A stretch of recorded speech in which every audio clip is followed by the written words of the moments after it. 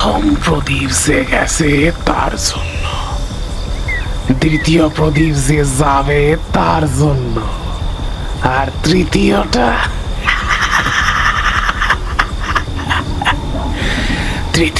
তার জন্য যে বেঁচে আছে, অথচ শ্মশান তাকে ডাক দিয়েছে। সাধারণ প্রদীপ জলে তেলে, এ প্রদীপগুলো রক্ত ছাড়া চলে না।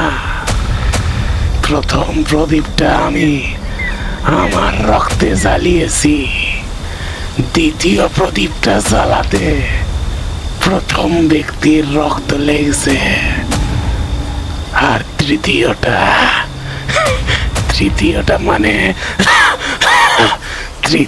মানে তোর প্রদীপটা জ্বালাতে লেগেছে দ্বিতীয় ব্যক্তির রক্ত। আর এবার তোর রক্তে দিয়ে জ্বলবে চতুর্থ ব্যক্তির বলি।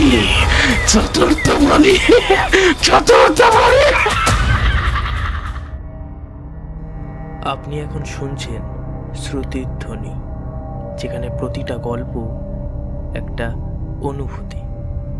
আচ্ছা, আপনাকে কি কখনো শ্মশান ডেকেছে? শ্মশানে জ্বলতে থাকা 3টে প্রদীপকে কি আপনি কখনো দেখেছেন? যদি না দেখে থাকেন তাহলে আসুন, আজ আমরা শুনব ভয় ইজ ভয় সিরিজের গ্রাম্য শ্মশানের এক ভিন্ন স্বাদের গল্প, শ্মশান প্রদীপ। গল্প পাঠ এবং তান্ত্রিকের ভূমিকায় কিরণময় মুখার্জি, সূত্রধর এবং সুমনের ভূমিকায় আমি প্রেমাংশু মুখার্জি। তো চলুন ডুবে যাওয়া যাক শ্মশানের সেই অন্ধকার জগতে শ্রুতিধ্বনির সাথে।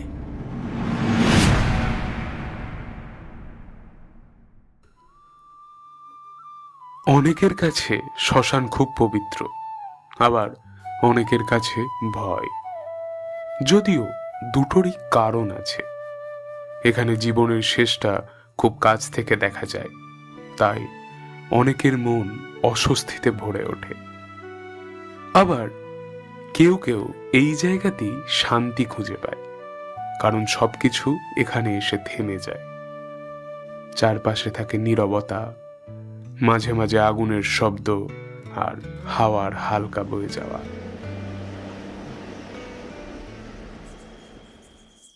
তবুও সাধারণ মানুষ ভয়টাকে অগ্রাহ্য করতে পারে না, যেমন অগ্রাহ্য করতে পারেনি সুমন। শ্মশান তাকে আজ ডেকেছে, সে যাচ্ছে, বলা বাহুল্য বাধ্য হয়ে যেতে হচ্ছে।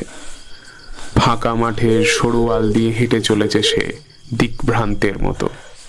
কেন তা জানে না, কারণ তার মাথায় কোনো স্বাভাবিক বুদ্ধি এখন কাজ করছে না।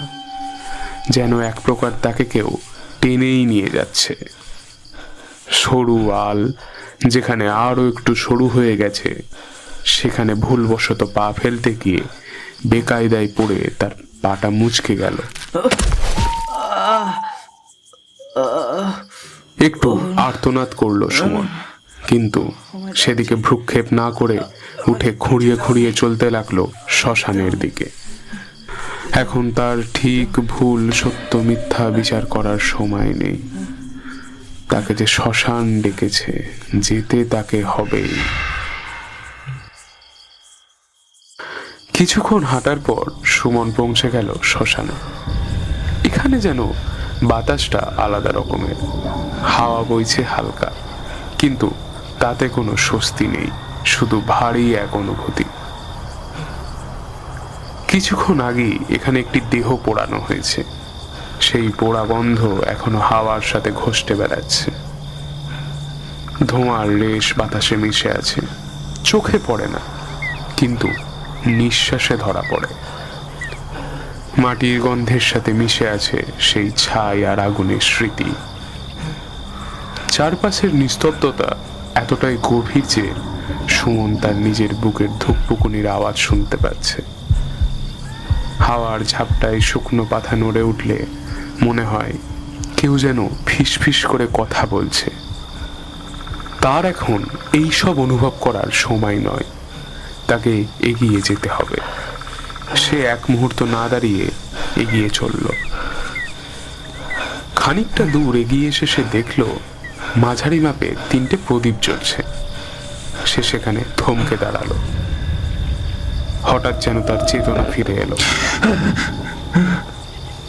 এ কি, এ আমি কোথায়? শ্মশান? এবং সে বুঝতে পারলো সে শ্মশানে।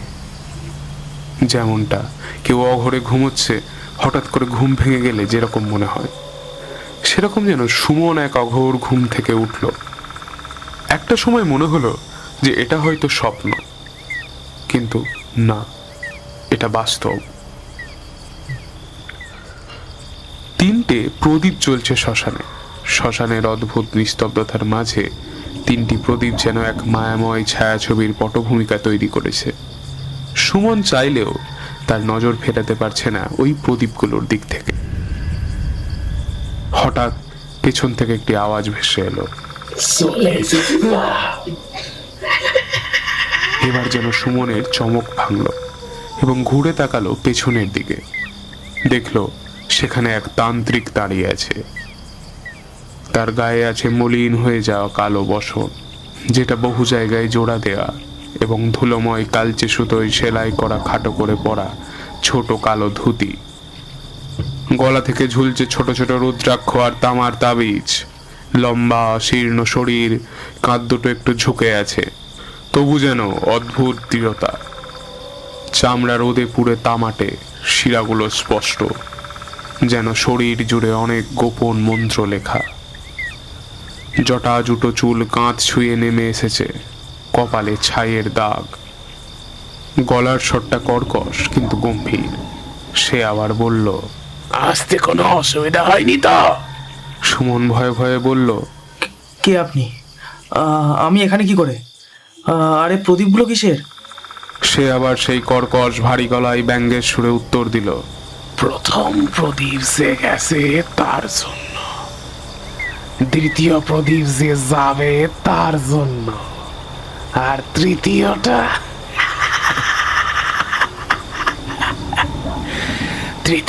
তার জন্য যে বেঁচে আছে, অথচ শ্মশান তাকে ডাক দিয়েছে। সাধারণ প্রদীপ জ্বলে তেলে, এ প্রদীপগুলো রক্ত ছাড়া জ্বলে না। প্রথম প্রদীপটা আমি আমার রক্তে জ্বালিয়েছি, দ্বিতীয় প্রদীপটা জ্বালাতে প্রথম ব্যক্তির রক্ত লেগেছে, আর তৃতীয়টা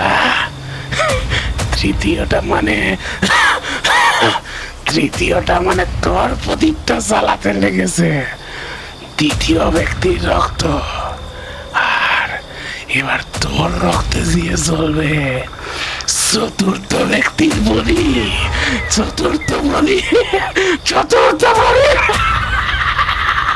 এই বলে সে বিকট অট্টহাস্য করে উঠল।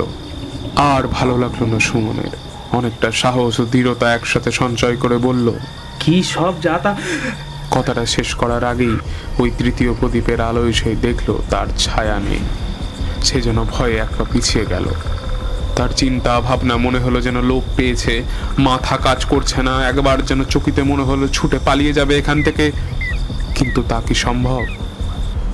হঠাৎ তার কানে এলো, এসে গেছো শেষ।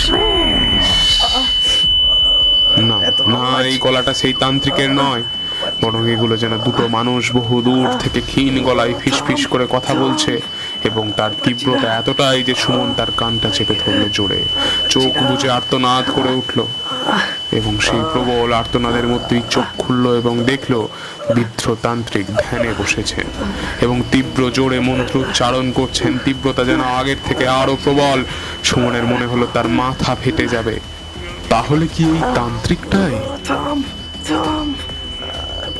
হঠাৎ তান্ত্রিকের গলার স্বর বদলে গেল অদ্ভুত রকমের, এবং মন্ত্র উচ্চারণ করতে করতে বলে উঠল, তোর মিত্র অবধারিত, তুই তৃতীয় প্রদীপটাকে দেখে ফেলেছিস।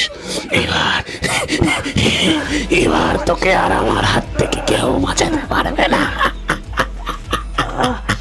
শ্মশানের ডাক কেউ অগ্রাহ্য করতে পারে না।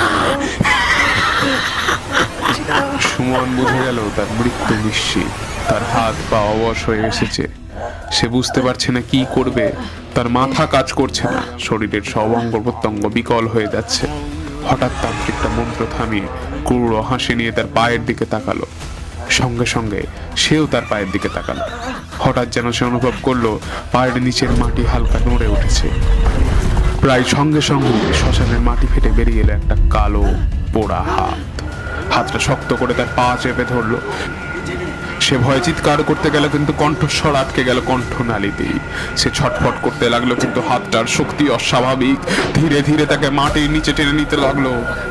বৃদ্ধ তান্ত্রিক তখন আরো জনে মন্ত্র পড়ছে। তার চোখে উন্মাদনা, মুখে ভয়ানক হাসি। সে হেসে উঠল, যেন এই দৃশ্য তার জন্য আনন্দে। তার পা আস্তে আস্তে মাটির ভেতরে ঢুকে গেল, তারপর শরীর, তারপর বুক। শেষ মুহূর্তে সে সাহায্যের জন্য চারিদিকে তাকালো, কিন্তু শ্মশানে কেউ নেই। কয়েক সেকেন্ডের মধ্যেই সে পুরোপুরি মাটির নিচে চলে গেল। শেষবারের মতো একটা দীর্ঘ নিঃশ্বাস ফেলল এবং চলে গেল পাতালের অতল গহ্বরে।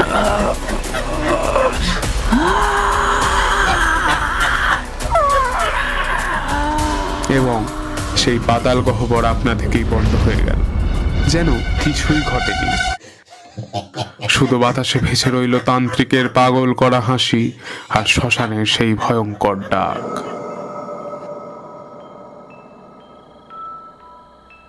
সুমন আর কখনো শ্মশান থেকে বাড়ি ফেরেনি। শ্মশানে এখন 3টে নয় 4টে প্রদীপ জ্বলছে।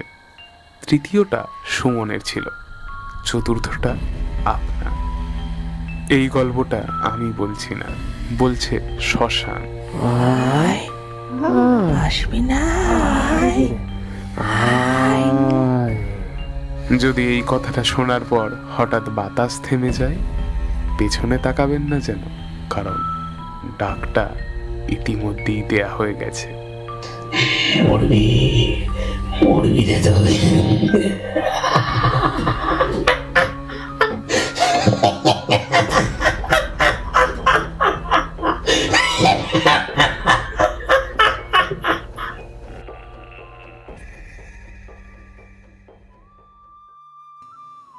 তো কেমন লাগলো আপনাদের এই গল্প? আশা করছি ভয় পেয়েছেন।